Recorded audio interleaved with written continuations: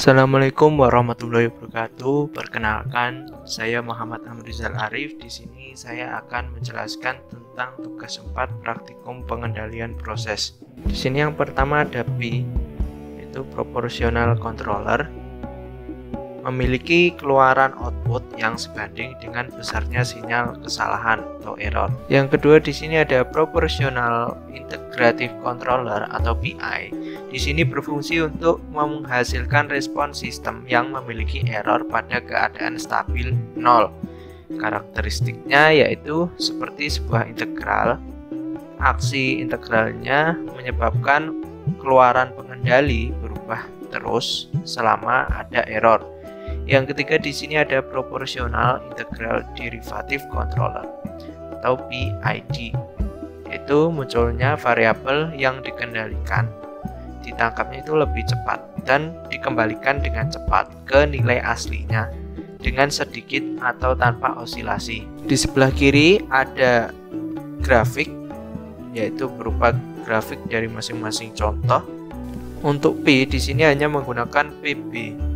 PB di sini bernilai 100% per Kp, di mana Kp adalah konstanta proporsional. Untuk PI di sini menggunakan PB dan TOI. Kekurangannya overshootnya tinggi, osilasinya lebih banyak. Untuk PD ini jarang digunakan. Kekurangannya yaitu peka terhadap noise, tidak stabil. Untuk PID di sini menggunakan PB, TOI dan TOD, gabungan dari berbagai metode controller. Selanjutnya yaitu penjelasan dari grafik. Yang pertama ada peak overshoot ratio, yaitu A per B. Selanjutnya yaitu ada decay ratio, perbandingan tinggi puncak kedua dengan puncak pertama, yaitu C per A. Nomor 3 yaitu time to first peak, itu TP, waktu dari puncak pertama. Jadi dari puncak pertama, dari sini kita tarik garis ke bawah, lalu kita ukur waktunya berapa. Selanjutnya yaitu rise time, TR. Waktu pertama kali terjadinya titik potong garis PV dengan SP. Selanjutnya yaitu ada response time, waktu yang diperlukan untuk mencapai keadaan tuna. Selanjutnya ada period of oscillation, atau P, jarak antara dua puncak atau dua lembah. Atau bisa kita artikan jarak antara satu puncak dan satu lembah.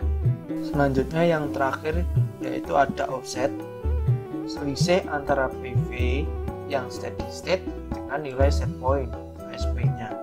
Selanjutnya pada pengerjaan LKM4 kita menggunakan aturan Ziegler-Nichols, yaitu menggunakan tabel pada gambar di bawah ini dengan grafiknya yaitu sumbu X waktu dan sumbu Y-nya berupa PV.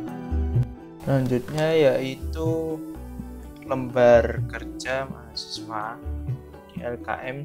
Di sini diketahui nilai PB kritisnya 4,5 dan kita masukkan nilai dari waktu dan persen PV ke grafik. Nah, pada grafik ini kita gunakan waktu sebagai sumbu X, sebagai sumbu X, dan persen PV sebagai sumbu Y. Selanjutnya pada A2 diketahui di atas nilai PB kritisnya 4,5. Selanjutnya kita mencari PC. PC ini periode kritis. Periode kritis yaitu waktu yang kita ukur dengan cara mencari jarak antara dua titik puncak yang berurutan. Misalnya antara puncak 1 dan 2, puncak 2 dan puncak 3, begitu juga seterusnya. Nah, di sini puncaknya ini kita ukur. Nah, di sini ketika kita menggunakan puncak pertama menuju puncak kedua, waktunya jaraknya itu sekitar 0,55. Jadi untuk yang dimaksud dengan periode kritis, jarak antar puncak ini bernilai sama. Ketika kita menggunakan jarak antara puncak pertama dan kedua, 2 dan ketiga, di sini jarak puncak pertama kedua itu sekitar 0,55.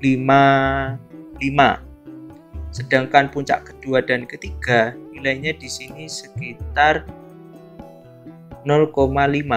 Sekitar 0,5. Jadi nilainya ini tidak sama. Jadi di sini kita menggunakan puncak kedua dan 3 dan 4. Karena nilainya di sini sama, yaitu sekitar 0,5. Puncak kedua dan puncak ketiga ini nilainya 0,5, dan puncak ketiga dan 4 ini nilainya juga 0,5. Jadi di periode kritis ini kita menggunakan nilainya yang 0,5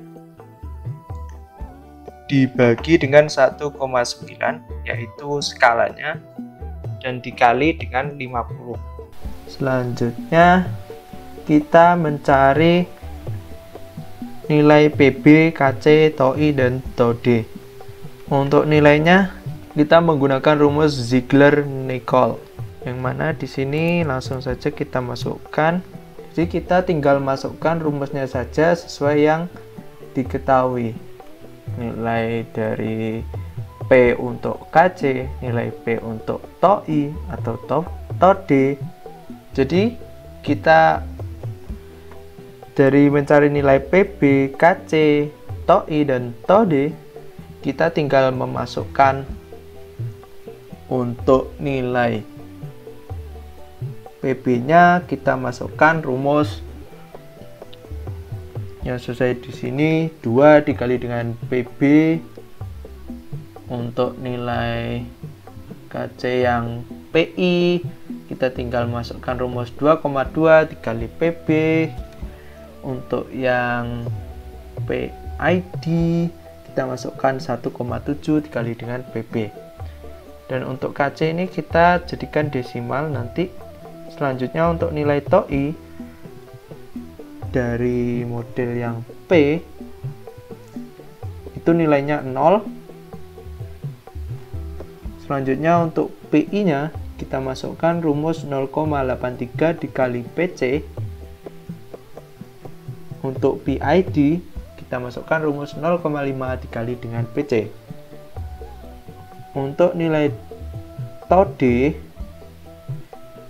yang P dan PI ini bernilai 0, dan untuk nilai TOD yang PID itu 0,13 dikali dengan PC. Kita tinggal masukkan rumusnya sesuai dengan yang ada pada slide sebelumnya. Selanjutnya pada sheet yang kedua, yaitu di sini diketahui nilai SP1 dan SP2-nya 40% dan 45%. Sedangkan nilai PB-nya sudah kita cari tadi dan diketahui nilainya 9. Jadi kita ambil data dari kondisi kritis nilai PB yang model P. Selanjutnya nilai TOI-nya dan TOD-nya sama dengan 0. Sini nilainya 0, untuk nilai PB-nya 9. Selanjutnya kita buat grafik memasukkan nilai T waktunya dengan nilai persen PV-nya, yaitu dengan memasukkan nilai T sebagai sumbu X dan sumbu Y-nya kita masukkan sebagai nilai persen PV. Setelah membuat grafik, kita buat 3 garis. Yang pertama yaitu SP1, yang kedua nilai akhir, yang ketiga ada SP2. Jadi ketiga garis ini akan membantu kita untuk mencari nilai yang ada pada A2. Yaitu yang pertama overshoot. Overshoot tadi amplitude maksimum, jadi nilai A per B. Jadi di sini sudah saya cari nilainya 1,8. Jadi puncak pertama di sini nilainya 1,8. Nah, jadi di sini nilainya waktu kita hitung puncaknya yaitu 1,8 di sini. Nanti kita bagi dengan nih, di sini kan nilainya 7. Nah, di sini nilainya 7. Jadi di sini sudah saya hitung dan saya masukkan datanya. Tinggal memasukkan rumus saja. 1,8 dibagi dengan 7, nanti dibagi lagi dengan 1,4, yaitu skalanya dikali dengan 1. Yang kedua yaitu ada decay ratio, yaitu perbandingan antara puncak kedua dan puncak pertama. Nilainya yaitu C dibagi dengan A. Di sini puncak keduanya dapat kita hitung,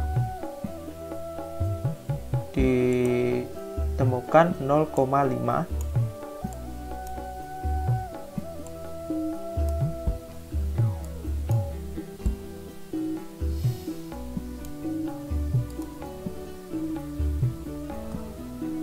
Jadi untuk puncak keduanya di sini ketika kita hitung 0,5 dan puncak pertamanya yaitu 1,8. Peak time yaitu waktu yang dibutuhkan untuk mencapai puncak gelombang pertama. Nah, untuk mencapai puncak gelombang pertama di sini dapat kita lihat yang warna hitam kecil ini. Di sini sekitar 0,35 karena tidak sampai menyentuh angka 4. Nah, di sini 0,35 itu peak time-nya. Oh, salah saudara-saudara, saya salah memasukkan. Mohon maaf, ini terjadi kesalahan. Seharusnya kita masukkan 0,35. Yang keempat yaitu ada rest time, waktu yang dibutuhkan untuk menyentuh nilai akhir pertama kalinya. Nah, tadi kan kita buat nilai akhir pertama kali. Kita tarik garis ke kiri, kita cari untuk pertama kalinya nilai akhir ini menyentuh titik atau dapat kita sebut perpotongan antara PV dengan SP. Nah, setelah kita tarik garis ke kiri, kita dapat menemukan yaitu pada warna kuning di sini.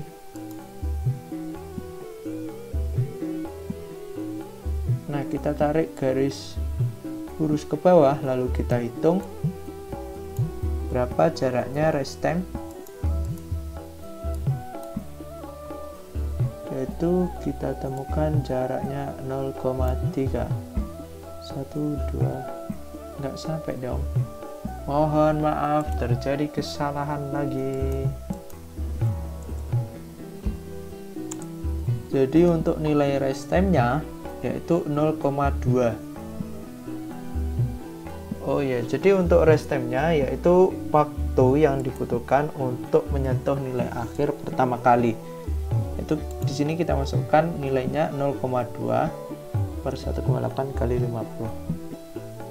Selanjutnya ada response time. Untuk response time-nya yaitu waktu tunak. Di sini kita ambil nilai yang di sebelah sini yaitu sekitar 1,2. Selanjutnya ada period of oscillation, yaitu waktu yang dibutuhkan untuk jarak antara dua puncak atau dua lembah. Di sini bisa kita lihat jarak antara dua puncak. Jadi puncak pertama kita ambil saja dari puncak pertama dan puncak kedua. Kita hitung jaraknya yaitu sekitar 0,6. Ya, di sini nilainya sekitar 0,6. Ini kita ambil yang garis ungu ya. Nah, di sini 0,6. Selanjutnya ada offset, selisih antara PV steady state dengan nilai SP. Nah, nilainya di sini dapat kita hitung dengan garisnya ini. yaitu sekitar 1,2.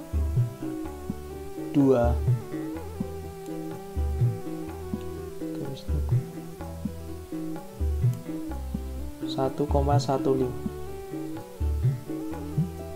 itu sekitar 1,15 karena tidak sampai menyentuh 0,2 di sini. Udah, kita masukkan nilainya 1,15. Nanti kita bagi dengan skalanya dari masing-masing yang kita cari. Seperti itu untuk yang P. Selanjutnya yaitu pada sheet yang ketiga, PI. Di sini diketahui nilai SP1 sama dan SP2-nya sama, 40 dengan 45. Untuk nilai PB-nya kita masukkan yang pada kondisi kritis. Untuk nilai PB, nilai TOI, nilai TOD kita masukkan dari tabelnya sendiri, sama kita masukkan sumbu X berupa waktu, sumbu Y-nya berupa persen PV. Selanjutnya sama, kita buat 3 garis, yaitu yang pertama ada SP1, yang kedua ada NA, nilai akhir atau PV itu sendiri, yang ketiga adalah SP2. Setelah kita buat 3 garis, kita cari yaitu yang pertama overshoot. Jadi untuk amplitudenya, amplitudo maksimum di sini nilainya 0 karena di sini untuk jaraknya sendiri itu sudah terlihat stabil. Jadi untuk memasukkan, misal pada puncak pertama kita masukkan sebagai puncak maksimum, dia tidak bisa karena dia tidak melewati batas batas nilai akhir. Yang kedua yaitu perbandingan antara puncak kedua dan puncak pertama. Nah, untuk puncak kedua di sini sama, nilainya juga 0 karena itu tadi tidak melewati dari batas nilai akhir.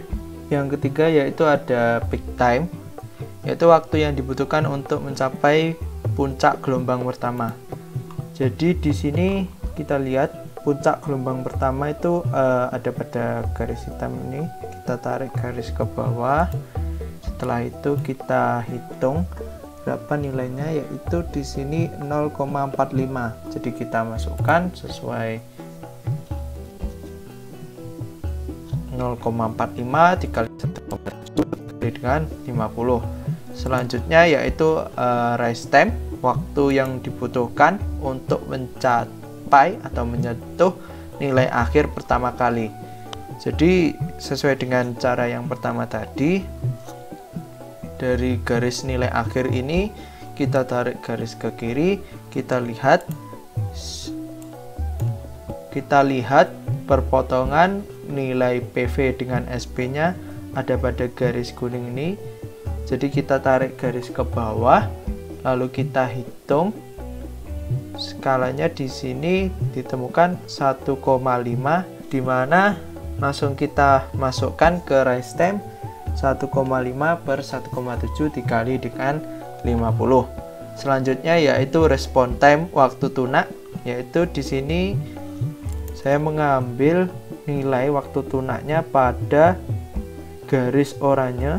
Kita tarik ke bawah lalu kita hitung, dan di sini nilainya sebesar 2,45.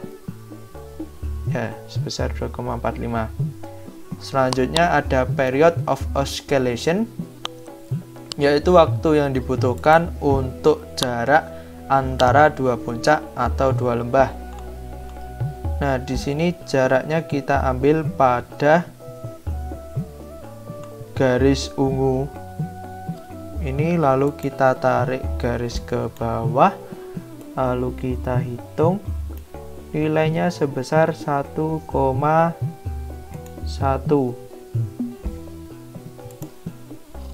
Perbesar terlebih dahulu sini. Nah, di sini nilainya 1,1.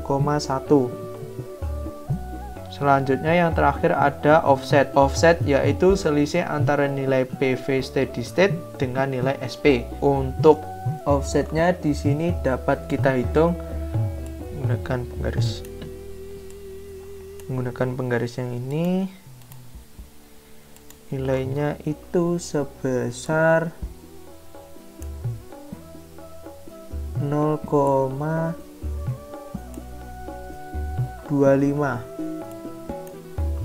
Jadi untuk nilai offsetnya itu 0,2.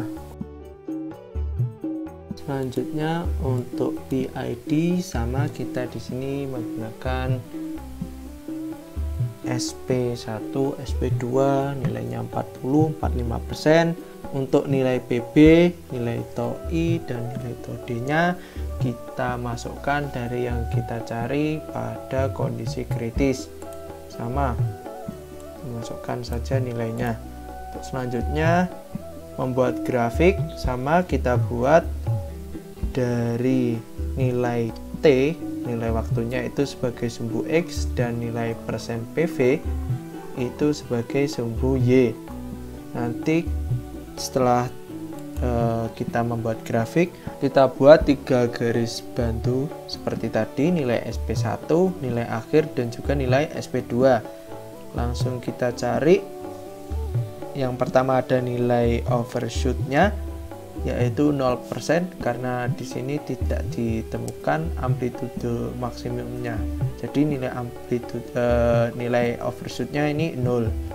Untuk yang kedua yaitu decay ratio, sama, perbandingan antara puncak kedua dan pertama itu nilainya 0. Puncak kedua dan puncak pertama di sini nilainya 0. Jadi langsung kita next ke nomor 3 untuk peak time, yaitu waktu yang dibutuhkan untuk mencapai puncak gelombang pertama. Yaitu di sini saya menggunakan warna ungu. Jadi untuk waktu puncak pertama, di sini kita tarik garis ke bawah, lalu kita hitung. Di sini dia tidak sampai menyentuh angka 4 dan 5. Jadi dia di antara 4 dan 5 ini. Jadi kita masukkan nilainya 0,45 untuk peak time. Selanjutnya ada rest time, waktu yang dibutuhkan untuk menyentuh nilai akhir pertama kalinya. Jadi sama, kita menggunakan garis NA, nilai akhir ini kita tarik ke kiri. Dia pertama kali terjadinya titik potong antara nilai SP dan PV nya itu pada titik ini, garis yang berwarna oranye. Jadi dari sini kita tarik ke bawah, nilainya yaitu sebesar 0,35, karena di sini dia juga tidak menyentuh angka 3 maupun 4. Jadi kita masukkan saja nilainya 0,35. Selanjutnya ada respon time. Respon time yaitu waktu tunak. Di sini saya mengambil nilainya pada 0,9, yaitu di sini. Kita tarik garis ke bawah. Nah, di sini ditemukan 0,9. Selanjutnya untuk period of oscillation-nya yaitu 0. Yang terakhir yaitu ada offset, selisih antara PV steady state dengan nilai SP. Nah, jadi di sini kita lihat nilai offsetnya yaitu sebesar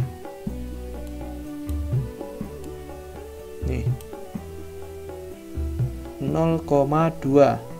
Jadi di sini nilai offsetnya untuk PID kita temukan nilainya sebesar 0,2. Langsung kita masukkan yaitu nilainya 0,2 dan dibagi dengan skalanya. Jadi untuk nilai offsetnya sebesar 0,1176. Mungkin itu dari pekerjaan saya untuk LKM Praktikum Pengendalian Proses Modul 4. Sekian, terima kasih. Apabila ada kesalahan saya mohon maaf. Kurang lebihnya wassalamualaikum warahmatullahi wabarakatuh. 2, pow!